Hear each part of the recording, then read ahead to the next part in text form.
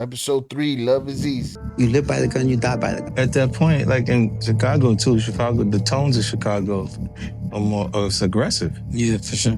Man, the streets in Chicago are mean. Yeah, it is. And this is Surviving El Chapo, the twins who brought down the drug war.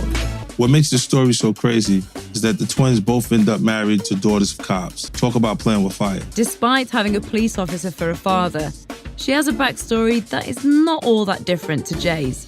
Even I knew a Val back in the day, but I didn't know her full story. The irony of 2 daughters of cops ending up with a set of cartel twins. Was both of those cops on the up and up? I started off by being a mule. They got caught in Mexico. Less than 72 hours, and they sentenced me to 10 years. I just wanted to get out. I was desperate. So what you do? Mexican prison is the hardest, probably, prison that I've ever seen. How many had you seen up to that point? The windows have bars. There's like no glass, and bugs are coming in and cats are walking around. And I remember there was just a ton of cats, and I think that they had so many cats there because of pest control, so there weren't rats. Prison was hard. I mean, the floors were cement. It's like you're in a third world country. I remember the embassy coming down to see me. They just checked on me like, are you okay? Did anybody hurt you? Okay, we just have to check, make sure that nothing happened to you. Physically, you have no bruises. You're good. We'll see you next year. And I'm like, wait, like, don't leave me. What do you mean? Like, you can't leave me. You can't leave me here. Just taking a shower, the guards will be walking by and like looking at you. Like, it was just so degrading. I was dating somebody at the time, and he was dealing with the cartel. They said they were gonna pay the judge. We're gonna pay the judge. We're gonna pay the warden. We're gonna pay everybody. You're gonna come home. I was so young. I was a baby. I was like 19 years old. He got this fake birth certificate from California. They said I was a minor, so they transferred me from the prison to juvenile correction center. When I get there, it's like worse than the penitentiary with a bunch of kids. They're like, come from the streets. We slept on cement bed, just blocks of cement with like a mat, almost like a workout mat. We ate beans with our hands, no silverware, for breakfast, lunch, and dinner. And we trained. See, all that gotta let you know that the hustle, the rush, it's an addiction. Because to go through all that and to go back, it take a different kind of person. You know what I'm saying? That person is, their soul is attached to that grind, right? And drank water from the tap, which is really contaminated. I remember we had no shoes. They didn't want you to run. I'd rather go back into my 10 years than be in this place right here. I just wanted to get out. I was desperate. So what you do? What I did was I kind of talked all the other kids, tell them like, we need to run. Like, there's 4 guards here. We can get away, because I knew that I can outrun them, even if I didn't have any shoes on. She sacrificed the whole joint to get out of there. She said, listen, I know that I could outrun these fools, so let's start a revolt. We can do this, but I can outrun you bitches. She wildin'. And I remember them telling on me. Oh, so the rest of my... They ratted her out. They felt that shit. Every time that they took me to school, they took me to church, I would have to walk out with 2 guards holding me. So my attorney comes to visit me. The good news is everyone's been paid off. But the bad news is it's gonna take some time. And I told him, wait, I can't be here. I can't do this anymore. So he comes up with this plan, and he sets up this legal call on the 12th. I told my attorney that he needs to call, and then he needs to cough when he rolls up to the front. I didn't know what to do. Ended up trying to break my leg, because for them to take me to make a phone call, they had to take me upstairs into the warden's office. They came to get me, and I just took my ankle, and I remember just slamming it against the cement bed, and they had to call the doctor to see it. I knew that they couldn't take me up the stairs because I couldn't walk. So they take me to my phone call, and then the front door was right there, and I would just always look. It's like right there. How you going? Well, I don't understand the whole breaking your legs. My attorney starts coughing on the phone. All this ruckus and them screaming my name. Valeria, Valeria, and I'm running. I can't even run on these rocks with a broken ankle. And I dive into this car, and we take off, and the car starts breaking down, not even like 4 blocks away. And all of a sudden I'm pushing the guy, pushing him like, let me out, let me out. Like, I still don't understand the breaking the leg. If you're gonna escape, what you break your leg for? What was the point of that? I'm sure you didn't break it. Now you're in the car fighting. let me out. Like, I'm ready to take off on them. Like, I want nothing to do with these people that are picking me up. Like, I just want to get away because I didn't want to get caught. And all of a sudden he turns around and takes his glasses off and his hat. And it's my attorney. And I couldn't believe he did that. They were checking the borders because they didn't want me to cross back. So I remember I had to stay there for like a week and hide. I ended up going with the family. They paid them off. And I crossed over the border, said I was a U.S. citizen. What blew me about this story is they said they paid everybody off. They said it would take time. She's saying she can't stay there. So the lawyer devises this plan to break her out. So that means y'all could have broke her out at any time. The money's paid. Now you're breaking her out. And she's lucky they didn't smoke her, because if they're that worried about her saying something while she's in there, like, what was the rush to get her out? Mexico was not the last time Val would see the inside of a jail cell. Years later, she spent 5 months in a US federal prison after refusing to wear a wire on her then husband, Rudy Kato Rankel. My second husband, Kato, I was in love with him. There was nothing that I wouldn't do for him. I went to prison for him. The feds picked me up because he's like this huge, target for the government. He's the kingpin, Latin king. He ran the city. Everybody knew his name. Everybody was afraid of him. He was aggressive. He had two sides to him. I would see him turn into a monster at any given time. He ran into somebody from another gang. He would jump out the car and just start shooting at people randomly. I would be in the car and he would literally take his gun and over my ear, across me, and just start shooting at people. I never seen nothing like that. And to the point where... The irony in that, because you've seen a whole lot thus far in your life, shorty. Where I would be scared. And it took a lot for me to get nervous or for me to be afraid. But with Kato, it felt like nobody could touch him. And he had power. Kato and the twins were close. They first met through their older brother Armando, who was active in the Latin Kings. I don't think there was anyone closer to Cade after Val who cared than me and my brother. Kato is the very reason Jay met Val in the first place. I met her at a club, 15 years old. And when I saw her, I was like, wow, who the fuck is that? And I instantly put it together because I had heard people talking about her. She looked expensive. Kato and all his friends roll up, and they don't want to let him in the club. And he bangs on the window. Twin, go call that girl over there. Tell her to come outside. I turned around and look. I knew exactly who he was talking. Excuse me. And she looked like, yeah. I'm like, Kato's calling you. He's outside. He said he wants you to go outside. And she's like, huh? I said, Kato wants you to go outside. She's like, why doesn't he come in? I'm like, they didn't let him in. She's like, how'd you get in? And she looked annoyed. He walked out, and I just kind of glanced at him like, wow. I really, really liked him as a person. Every time he would come around, I would just get very happy. I felt some type of connection. I don't know what that was, some type of chemistry, but not in a bad way, just because, I was married. I was married to Kato. I love my husband, very faithful to him, but I just loved Jay as a friend so much that I would try to hook him up with all the baddest girlfriends that I had. Kato had a giant tattoo across his chest, declaring his love for Val, with the words, "Destined forever, my Queen Valerie." He'd been convicted of attempted murder and was also deeply involved in the music industry. He was close with DMX, Fat Joe, Busta Rhymes, and Kanye West. Kato was murdered. I was pregnant at the time. I was devastated. He was my everything. Kato was shot and killed sitting in a barber's chair, getting his hair cut. The big deal about De Niro Records at the time was, it was a big deal for Latinos in the city, especially Latino MCs and rappers and producers, that there was a dude like Kato putting money into the music business. You know what I'm saying? We needed that at the time. So we were excited about that label happening, His death was a contract killing, ordered after he allegedly stole 150 kilos of cocaine from the Sinaloa cartel. After he died, DMX released a tribute song, Ayo Kato, which featured Val. When Kato passed away, she depended on me. So we were together every day, probably after that. I just felt this connection with Jay. I was so in love with him, and I just didn't care. I didn't care what people said. I didn't care. Stop the bullshit. There's no way you're gonna convince me that there wasn't some other shit going on with y'all. Sorry. Can't accept that one. We'll keep it moving from there. If people knew, I didn't care what they were gonna think. When Jay would come around, like, my face would light up, and I just felt his positive energy. I never loved somebody the way that I love Jay.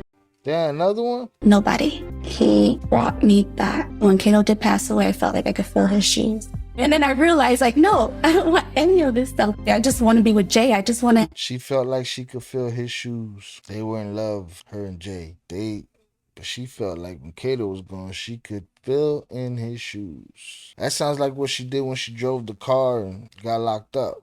A little overconfident. But that all sounds funny if you ask me. From the day after dude's gone, Buddy's around, and she felt like she could feel his shoes anyway. I don't know. I guess there's this unspoken law that you have to wait like a year when somebody passes away to move on with your life. I fell in love with Jay instantly. No. I can't believe At first, everyone thought the twins were behind Kato's death. The way their business started dominating the streets of Chicago and their growing connections to the Sinaloa cartel didn't help the rumors. And the fact that she just said she felt like she could feel his shoes.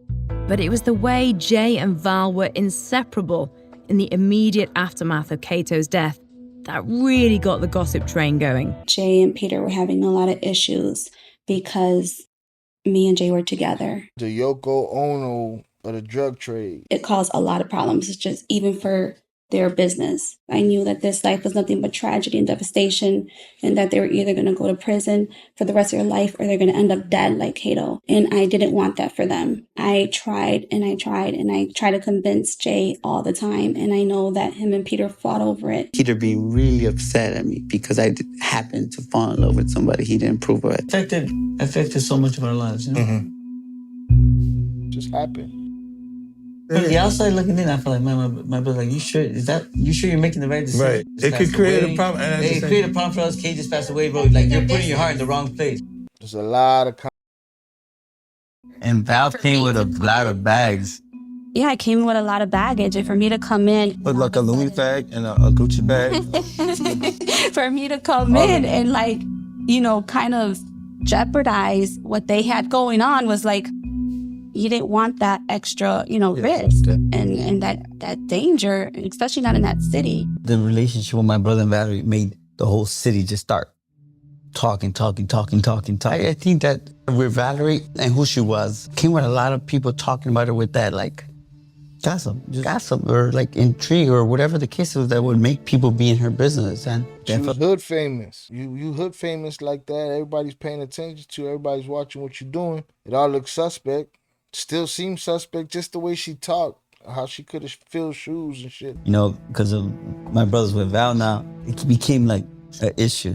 Tabloid news in the hood. One of the officers of the local gang unit had a daughter named Vivi that Pete was definitely interested in. Pete? You over there? I didn't imagine that Peter and Junior were selling drugs or on the way to being who they became. No way. I just thought that they were just fun and we would go out and we'd go to parties and to the lake and it was just being kids together. We met at 15, so we didn't get together until we were 21, 22. Yeah, so we were friends. I knew her dad before I knew her. He was like in the gang unit. He patrolled the neighborhood and everyone knew him. He patrolled the area and we had our own encounters with him, like being part of the team that raided our home. So all she had to do was ask Daddy. Daddy knew who they were. Where Peter came from, that neighborhood, my dad patrolled there.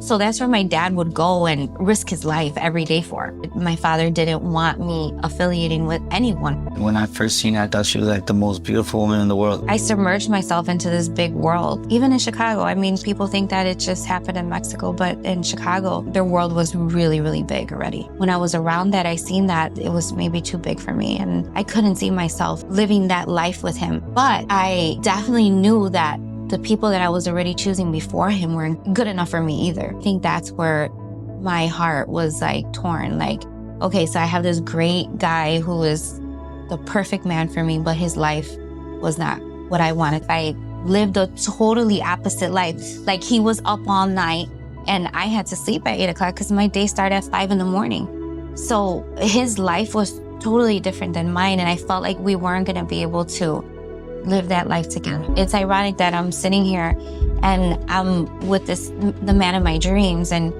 he's flooding the streets of Chicago with drugs. And then my dad, I see him and he's putting on his uniform and he's risking his life every day. To stop it. Yeah. It was exciting to walk around and feel like, to think that, you know, Chicago's a big gangster, like, world. Like, we talk about Al Capone in those days, in that era of prohibition, and here we are in the era of crack cocaine and cocaine, you know, and to be at that height, you know. So whose head you to put be money making on? millions of dollars a month. We're easily making $2.5 million a month, and at the same time, we're growing into different, you know, cities. Like I told you, we started hitting the road. To Milwaukee was one of the first places we went to, you know, to Minnesota, to Ohio. I remember like sending 50 keys to Columbus and thinking, I made an extra $5,000 a kilo. I made $250,000 in 12 days. I could do that twice a month, just with 50 kilos. We were also losing a lot of money. I always used to say, well, one thing's for sure is that I lost way more than your most successful drug dealer has ever made. I lost it. I had to pay it. You know, and like I said, it was a fun time to have, you know, apartments. Did you hear that? Lost more than your favorite drug dealer ever made. You know, apartments downtown, and, you know, and cars, and going out to the club and going out to eat. And we had a dinner. The bill came out to like $20,000, right? So today I see, but at that time I was like, I just didn't understand the way it looked from the outside in. Like, you stupid punk, we're spending $20 in a dinner, you think it's okay? Like, so how you didn't learn that when you was flashy and on the run the first time?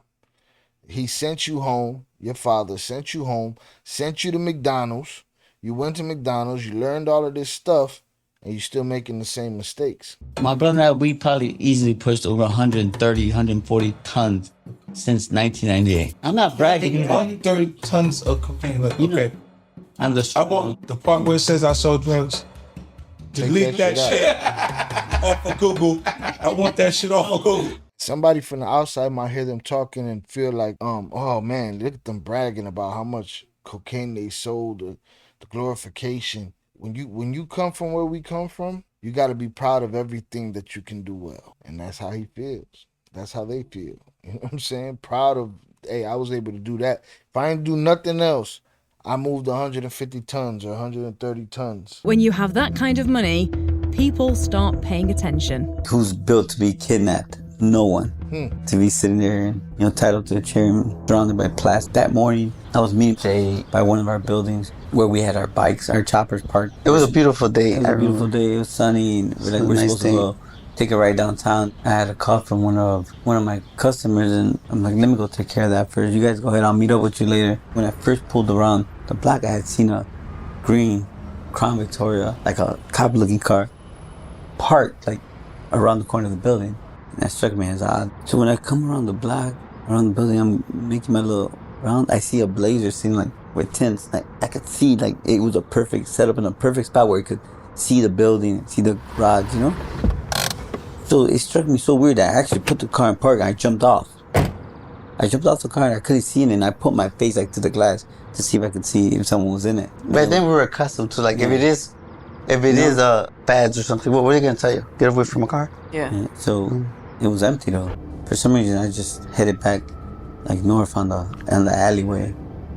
And right when I'm getting to the corner, I see the another car pull up with its lights blinking. They're kind of cutting me off into the alley. When I seen him like do that, I'm like, damn, there's somebody watching me somewhere. Like, they really almost cut me off like before I got to the end of the alley. The minute they jumped out with their guns out and their badges. Put your hands up. I put my hands up, you know? They're kind of surrounding the car. Like, get the fuck out the car. And I'm like, get up. And then, oh, where's the gun at? Where's the gun? You know? And they're kind of like rushing. I remember staring at the Caucasian male.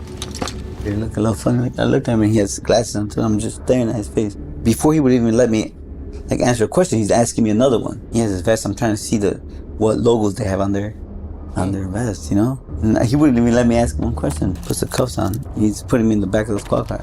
I remember hearing him say, grab his bag of phones. And I kind of felt funny. Like, I had a bag with like 25 phones. Through my mind, I'm thinking like what's this about? Like, man, are the feds finally coming? Once I'm in the back of that cop car, handcuffed, but I don't see a radio. And they pull out the alley like 40 miles an hour, like making screeching noise, like trying to get away from them. And that kind of worried me a little bit. You think? They leave my truck sitting in the middle of the alley. It didn't feel right. There were other vehicles, but there was just that one. There was just that one. So that kind of like took me like a little bit. I was a little shocked at that. So when they say where the other ones, I'm thinking, did they go like follow my brother and they're trying to catch up to him? I remember when he asked me like, what the fuck you have all these phones for? And I was like, thinking of giving him a bullshit story. I'm like, well, what the fuck you have me in the back of the car for? If you have me in the back of the car, it's for a reason. Like, just ignore me. And they take off and they stop like in a busy two-way street.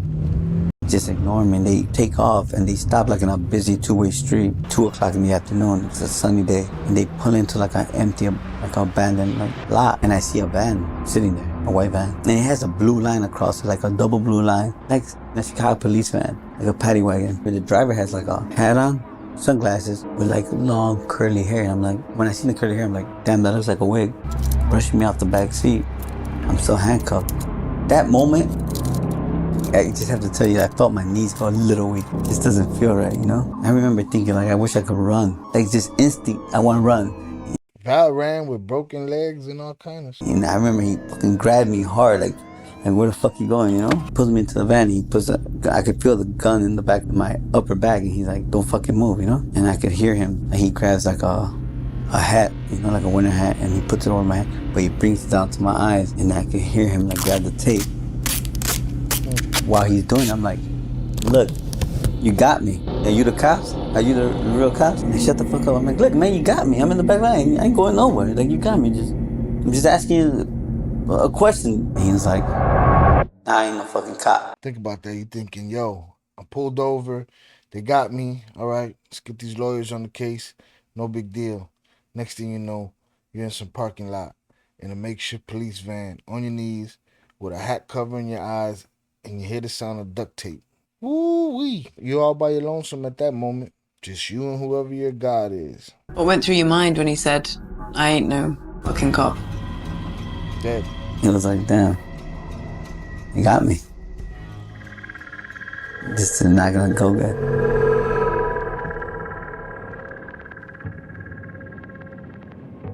Would you almost have rather it being cops? Absolutely. Yeah, the cops are gonna take me to jail. It might slap me up a little bit, but that's what struck me as odd, that the Chicago police, like, they don't do stuff like this. I'm not like, worried about the Chicago police. I was nervous though, but my mind was just thinking, how do I make this, go away as fast as possible? Better start talking fast. My brother and I had a garage in that neighborhood that we had for years. And we had a older car. We had like 300 kilos that we had been sitting for like a year and a half, 2 years. I got 300 kilos 10 minutes away from here. We ain't got to go far. You can have them. And what worried me that he didn't jump. Like, that's 300 kilos. And when we say these things, don't think that this is common. You know what I'm saying? Like, this ain't like normal for you to have, 100 kilos sitting somewhere, let alone 300. Right, dude could be like, he's bluffing. He should have said 3 kilos. He should have said 30 kilos. He said 300 kilos, he bluffing. But dude was serious as a heart attack. He's trying to get out the back of that van. He put his knee in my back and he said, I'm sorry to tell you this, but you're gonna need more than that. When he told me that, I was like, who the fuck does he think he has? Pulled me into a garage, and it's hot, it's like 95 degrees. I could see the garage door was like see-through. I could see the sun coming through, and they're talking. There's other people there. And then he has my phone, and he's like, who do you want to call that's gonna help you? You wanna call your brother? And I don't wanna call my brother. And I picked our associate because he had direct access to these 300 kilos. I already told you them 300 kilos ain't it. Look, they got me. They got me, man. I'm gonna put these dudes on phone, do whatever they ask you for. Just listen to him. And he was like, man, like, what the fuck are you talking about? Like, get out of here, stop playing.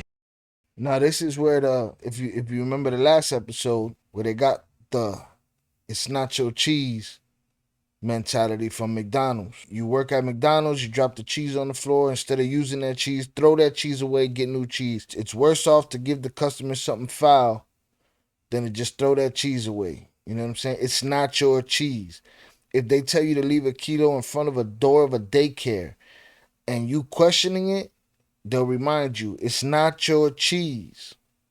With this, it's like, homeboy, 300 kilos or whatever these dudes ask for, do it. It's not your cheese. I don't need you protecting me right now. Just do what I'm asking. I'm asking you to do what they're asking. I'm gonna put them on the phone. Just do whatever they say, bro. They got me. Then they slowly, like, walk me all the way to, like, the side entrance of a home. I could see, like, the cement driveway and that, but I can't really see, so they're walking me slow. Like, I could see the stairs kind of coming down. It's probably the introduction. The minute I hit that basement, I could hear a parrot. A bird, like I hear a loud bird. Then I could feel it like plastic under my feet. Just like a big plastic tarp. It not only did it cover the floor, but it kind of covered up. Like it went up. And they sit me down in the middle of, there's a rocking chair. They sit me on the rocking chair and they tied me up to the rocking chair. Tied my chest up, tied my legs up, my arms up to the rocking chair with rope. And they do my feet with duct tape. But he put, there's like a weird belt rope. Like I'm not sure what it was, but I could feel it around my chest. And what was weird about this rocking chair, it made me think like these people, they did this before, because every time I moved up, it would rock me. It was almost impossible to get out this rocking chair. Every time I tried to sit up, I would end up rocking back. They wouldn't say much. I just hear the stupid bird making noise and talking. They were gonna either kill me or try to torture me into telling them something. In my head, I was going through the motions. I'm like, they started torturing me, like, they ain't gonna let me go. I wouldn't let me go. And I was thinking about my brother, like, man, I hope he's okay. Whatever it was at that time when I put my friend on the phone, at the same time, I wanted to create like a separation from my brother. Like, the last thing I needed is for them to grab him too. Absolutely. Trying to protect. I thought about that earlier when he said it. He said, when they asked him, no, you want to call your brother? And he said, no, let's keep my brother out of it. Same sense that they're having right now, that they're hiding from the cartel. Them two in one place at the same time is dangerous. We don't want to hurt you, man. Unless we have to, but it's like, we need you. We're going to come back, he tells me. And he kind of pats me. He's like, you're real good at what you do. Yeah, but we're good at what we do. Yeah, they there to get a job, man. They snatched him up to give him a job. That's my call. So I sleep stuck to a pipe like that for the next 2 days. Like, and I could look up and I could see this stupid big ass parrot. It's white, it's huge, in a big old cage. I hear a lot of movement. And I hear the guy that first drove me come down the stairs, rush down the stairs. He taps me like, yo, listen, man, I'm gonna put your brother on the phone.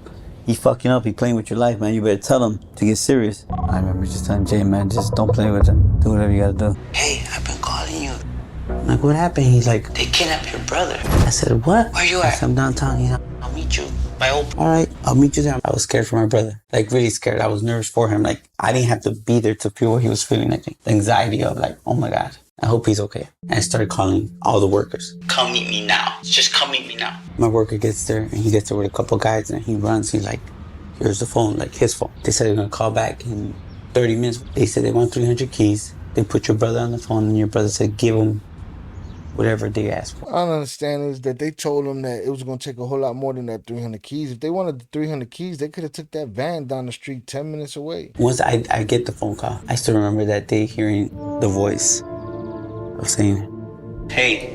I said, hello, who is this? This is his brother. Oh, perfect. So listen, I got your brother. Don't worry, he's good. He's safe. We're not going to mistreat him or anything as long as you cooperate. Okay. He said, I need 300 keys. I said, hey, listen, you know who you got? Yeah, I know what I got. I got one of the twins. So I said, what makes you think that I'm going to be able to give you 300 kilos? That's the way I talk to him. Like, come on, get real. And he's like, man, you have it. That's for you to figure out. So, Peter's kidnapped. Jay's on the phone talking slick. Talking about what makes you think I could give you 300 keys. I don't understand all of that because Peter already said he told them I got 300 keys right down the way. This episode, they delved into the relationships. They delved into everybody thinking that they had something to do with Kato's death. Next week, we'll get the conclusion of what happened with this kidnapping. Is it them offering a job? Well, now I don't think so much because they're leveraging the 300 keys that he already told them he had.